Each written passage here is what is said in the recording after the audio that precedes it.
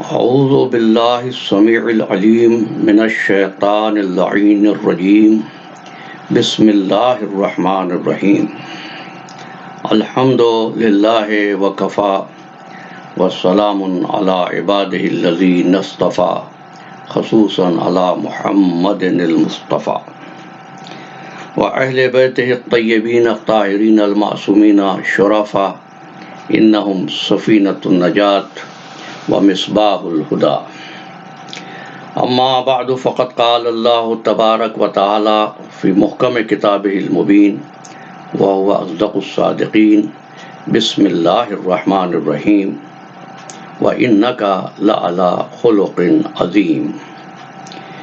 ناظرین گرامی قدر، السلام علیکم۔ آج گفتگو کے لیے عنوان دیا گیا ہے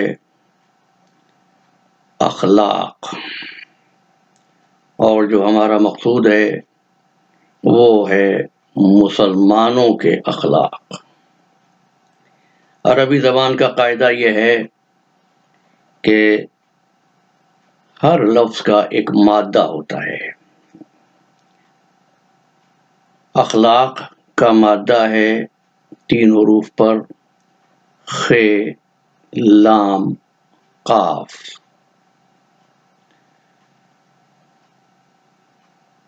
جب خ پر زبر ہو یعنی فتح ہو تو اس کے معنی ہوتے ہیں کسی شے کو بنانا۔ یہ لفظ قرآن مجید میں استعمال ہوا، خلق السماوات والارض، زمین و آسمان کو اللہ نے بنایا۔ سورہ والتین میں ارشاد ہوا لقد خلقنا الانسان فی احسن تقویم۔ جب خ پر پیش آ جائے، ضمہ آ جائے اور خلق کے بجائے خلق، تو اس کے معنی ہوتے ہیں طریق زندگی، عادات زندگی۔ سورہ شعراء میں جو قرآن مجید کا 26واں سورہ ہے، اس کی 137ویں آیہ وافیہ آیہ ہے، ارشاد ہوا ان ھذا الا خلق الاولین۔ یہ جو اس وقت کے لوگ تھے ان کے لیے ارشاد فرما رہا ہے کہ یہ ایسے ہی ہیں جیسے ان سے پہلے کے لوگ تھے۔ خلق طریق زندگی۔ اب سورہ قلم میں ارشاد ہوا وَإِنَّكَ لَعَلَىٰ خُلُقٍ عَظِيمٍ۔ یہ سرکار ختم مرتبت محمد مصطفیٰ صلی اللہ علیہ وآلہ وسلم سے خطاب قدرت ہے۔ اے حبیب، آپ بے شک عظیم درجہ اخلاق پر فائز ہیں، یعنی آپ کا طرز زندگی عظمت والا ہے، عظیم ہے۔ اور رب العزت نے سرکار ختم مرتبت کو تبلیغ اسلام کے لیے بھیجا اور اخلاق الہی کا ایک پیکر بنا کر بھیجا، اور پھر مسلمانوں کو حکم ہوا لقد کان لکم فی رسول اللہ اسوۃ حسنہ۔ تمہارے لیے نمونہ عمل میرے حبیب کی ذات ہونا چاہیے۔ اس تمہید کے بعد یہ عرض کروں کہ مختلف معاشروں میں اخلاق یا طرز زندگی کو زندگی کا ایک شعبہ قرار دیا گیا ہے، لیکن اسلام میں اخلاق زندگی کا ایک شعبہ نہیں ہے، بلکہ یہ پورے طرز حیات پر، دائرہ حیات پر جاری و حاوی ہے۔ یہی وجہ ہے کہ جب سرکار ختمی مرتبت سے دریافت کیا گیا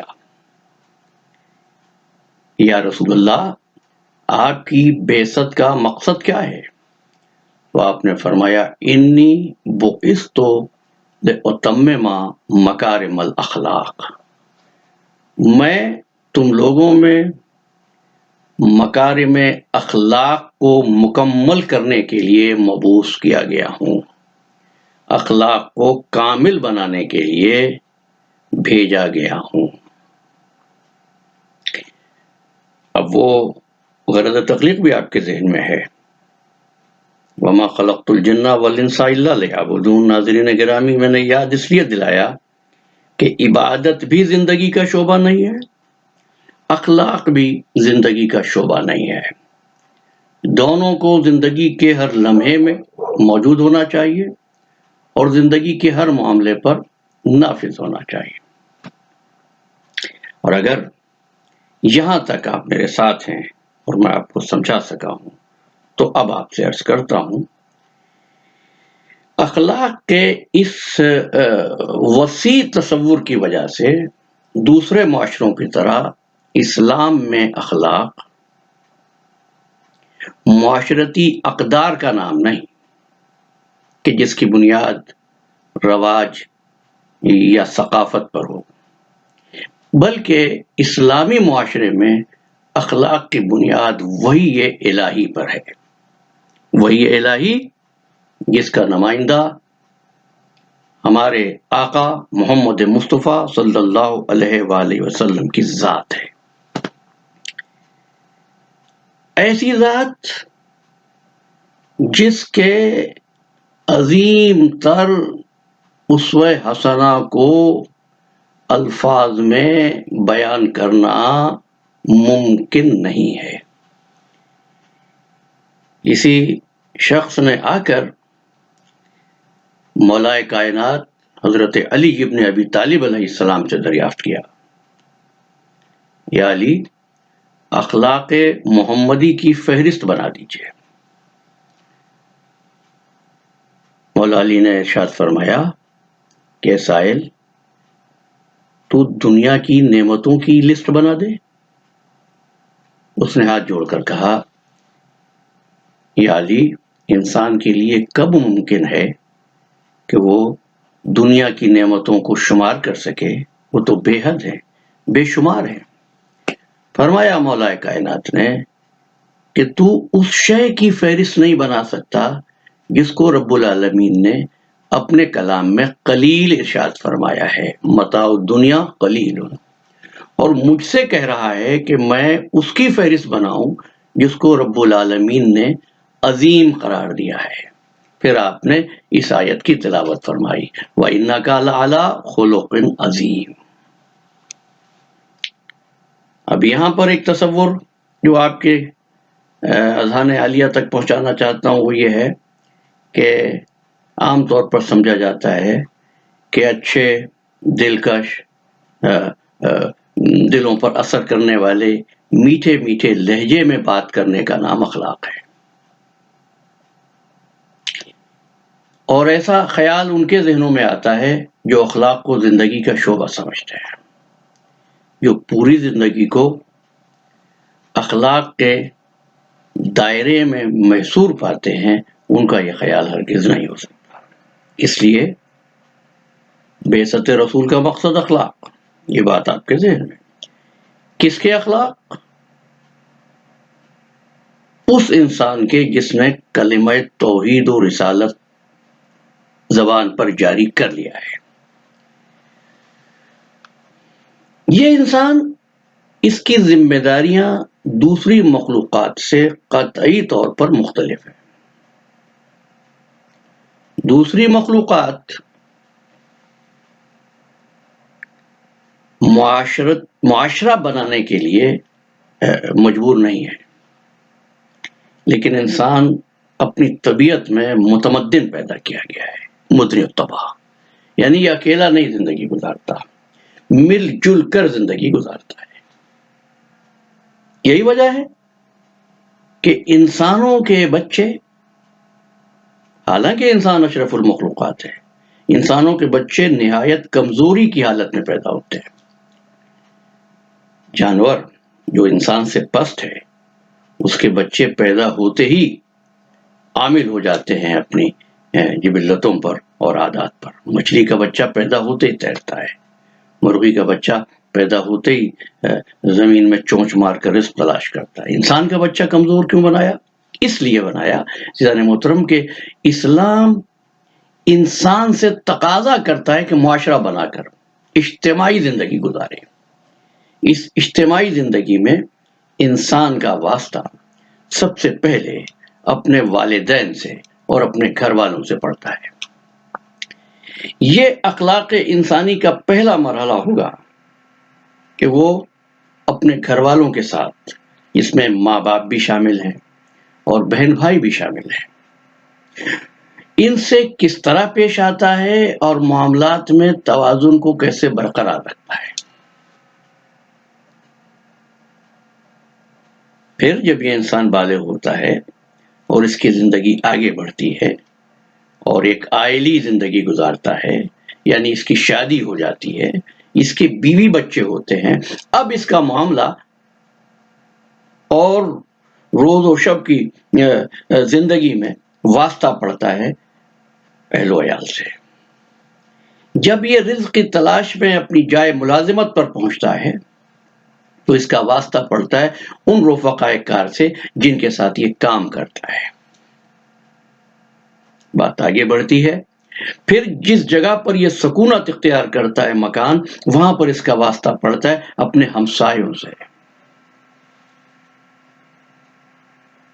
اور بڑھتی ہوئی زندگی میں جو رشتہ دار پیدا ہو جاتے ہیں، یعنی ماں باپ تو پہلا رشتہ ہو گیا نا، اب ماں باپ کے حوالے سے خالہ کا رشتہ پیدا ہوا، چچا کا رشتہ پیدا ہوا، پھوپھی کا رشتہ پیدا ہوا، ماموں کا رشتہ پیدا ہو گیا۔ اچھا، اسی طرح جب شادی ہو جاتی ہے تو شادی کے بعد بھی اس کے رشتوں میں اور اضافہ ہو جاتا ہے۔ اب اس کے تعلقات کا دائرہ انتہائی وسیع ہوتا ہے، جو اس کی ذات سے شروع ہوتا ہے اور ان تمام تعلقات سے میل جول کا تقاضا کرتا ہے۔ اور جب اپنی ذات شروع ہوئی تو اس کا اپنا بھی ایک حق ہوتا ہے، اس کو خوراک چاہیے۔ یہ اگر اپنے آپ کو تکلیف پہنچانے پر مصر ہو جائے تو کیا یہ اچھا انسان ہے؟ نہیں۔ پہلا حق اپنا خیال رکھے، اس کے بعد دوسرا حق یہ ہے کہ اپنے گھر والوں کا خیال رکھے۔ گھر والوں کے خیال کا حصہ یہ بھی ہے کہ اپنے بال بچوں کے لیے نان نفقے کا بندوبست کرے۔ اس کے بعد جہاں رہتا ہے اس کے بعد اپنے ہمسایوں کے حقوق کا بھی خیال رکھے۔ اس کے بعد جب کسی رشتہ دار کو اس کی مدد کی ضرورت پڑے، دکھ اور سکھ کی کیفیتوں میں صلہ رحمی بھی اس کے شامل حال رہے۔ صرف اتنا ہی نہیں، ان سارے تعلقات میں اس ذات کو بھی نہ بھولنے پائے جس نے اس کو عدم سے وجود دیا ہے۔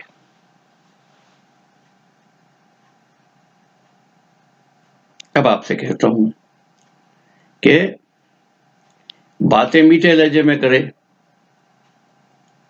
گفتگو نہایت شائستہ ہو، لیکن یہ نہ بچوں کے نہ نفقے کا فکر کرے، نہ ہمسایوں کے حقوق کا لحاظ کرے، نہ رفقائے کار کے جذبات کا احترام کرے، کیا یہ صاحب اخلاق ہے؟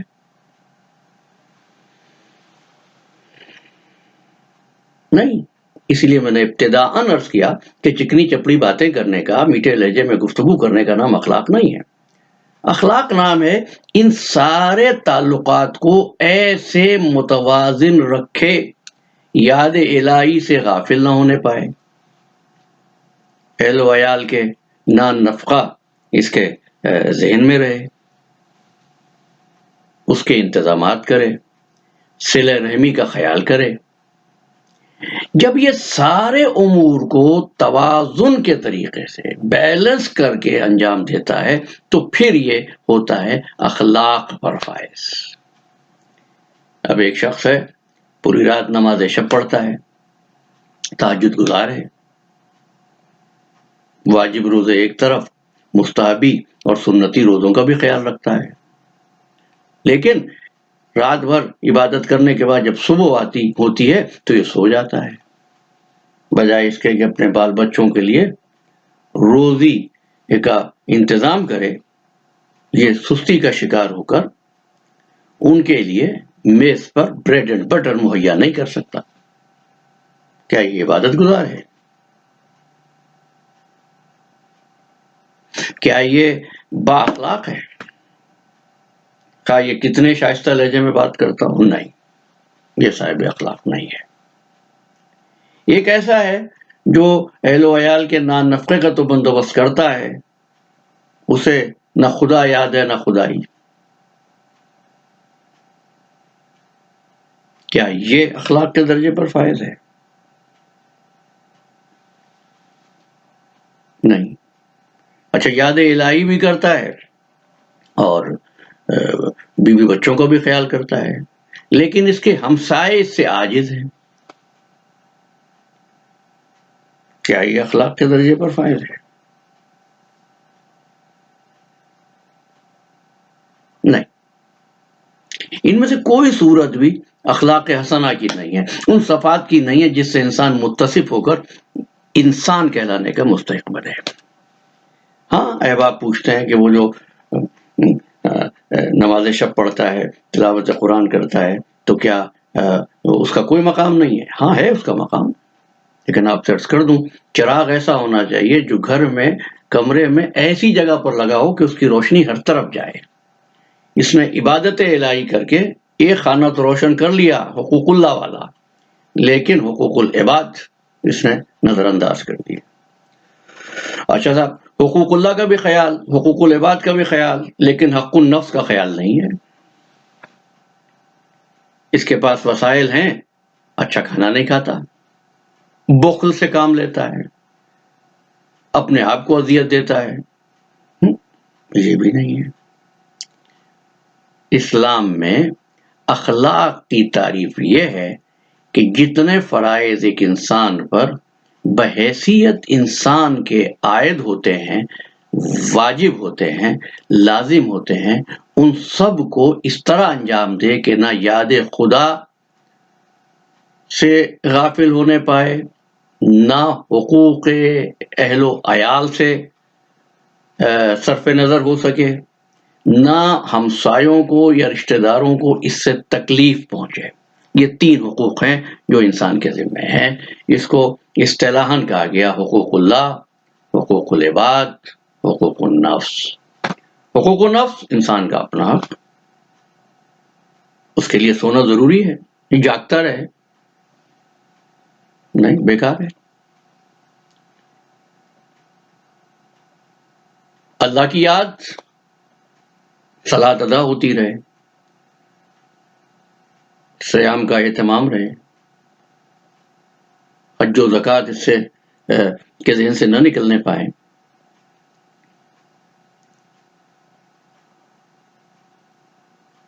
اور اس کے ساتھ پھر یہ بندگان خدا کا، جو ابن السبیل کا، جو راستے میں ملتے ہیں، جو کسی سواری میں مل جاتے ہیں، جو بس اور ہوائی جہاز کے سفر میں تھوڑی دیر کے لیے آپ کے ساتھی ہوتے ہیں، جن کو وہ ابن السبیل کہتے ہیں، راستے کے ساتھی، ان کے ساتھ کس طرح پیش آتا ہے۔ اور ایک بات یہاں کہنا چاہتا ہوں، اس کا اپنا نفس کا حق ہے، اس نے ادا نہ کیا، کیونکہ اس کے اپنے نفس کا معاملہ ہے، تو اللہ غفور الرحیم ہے، معاف کر دے، ہو سکتا ہے معاف کر دے۔ ویسے تو وہ تواب الرحیم ہے، جب بھی صدق دل سے کوئی توبہ کرتا ہے اس کی طرف سے استغفار کے اور مغفرت کے دروازے کھلے ہیں، رجوع کرنے کا موقع بار بار دیتا ہے، بشرطے کہ توبہ کرنے والا اس وعدے کے ساتھ آئے کہ دوبارہ وہ نہ کرے گا۔ ایک بات، اچھا، اللہ کی یاد غافل ہو گیا، نماز سے، روزے سے، استطاعت حج نہیں کیا، گناہگار ہے، لیکن چونکہ یہ معاملہ بھی اللہ اور بندے کے درمیان ہے، اللہ کی مرضی ہے، وہ غفور الرحیم ہے، معاف کر سکتا ہے۔ لیکن جس نے بندوں کے حقوق میں زیادتی کی وہ توبہ اس وقت تک قبول نہیں ہوتی جب تک کہ اس نقصان کی، اس اذیت کی، اس استحصال کی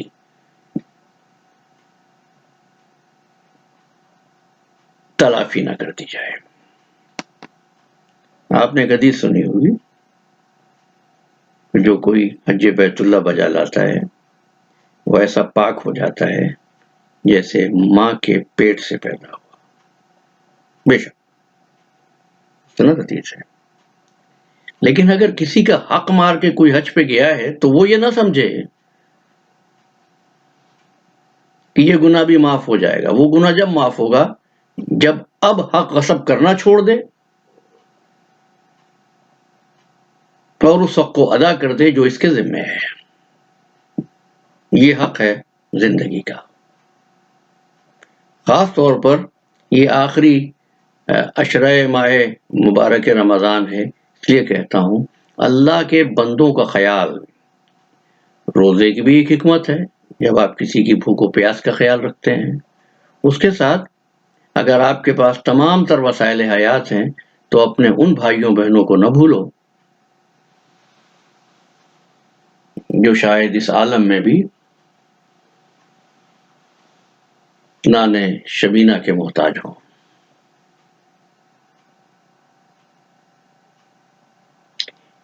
یتیموں کا بھی خیال رہے جن کے سر پر کوئی دست شفقت رکھنے والا نہیں ہے۔ سرکار ختمی مرتبت نے فرمایا انا وکافل الیتیم فی الجنہ، یتیم کی کفالت کرنے والا جنت میں میرے ساتھ ہوگا۔